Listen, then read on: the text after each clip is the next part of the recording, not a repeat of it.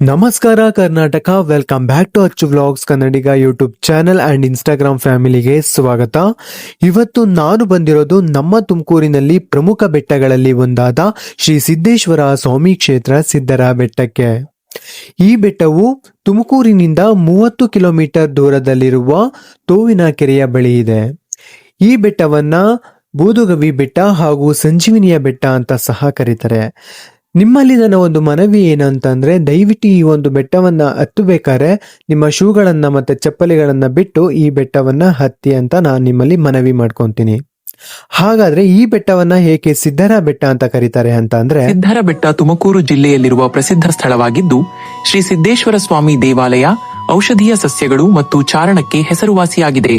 ಈ ಬೆಟ್ಟವು ಧ್ಯಾನ ಮತ್ತು ತಪಸ್ಸು ಮಾಡುವ ಸಂತರಿಗೆ ನೆಲೆಯಾಗಿದೆ. ಬೆಟ್ಟವನ್ನ ಸಂಜೀವಿನಿ ಬೆಟ್ಟ ಅಂತ ಹೇಗೆ ಕರೀತಾರೆ ಅನ್ನೋದನ್ನ ನಾನು ನಿಮಗೆ ಹೋಗ್ತಾ ತಿಳಿಸ್ಕೊಡ್ತೀನಿ. ಈ ಬೆಟ್ಟವನ್ನ ಯಾಕೆ ಸಂಜೀವಿನಿ ಬೆಟ್ಟ ಅಂತ ಕರೀತಾರೆ ಅಂತಂದ್ರೆ, ಇಲ್ಲಿ 2000ಕ್ಕೂ ಹೆಚ್ಚು ಅಧಿಕ ಸಸ್ಯಗಳು ಸಿಗೋದ್ರಿಂದ ಇದನ್ನ ಸಂಜೀವಿನಿ ಬೆಟ್ಟ ಅಂತ ಕರೀತಾರೆ.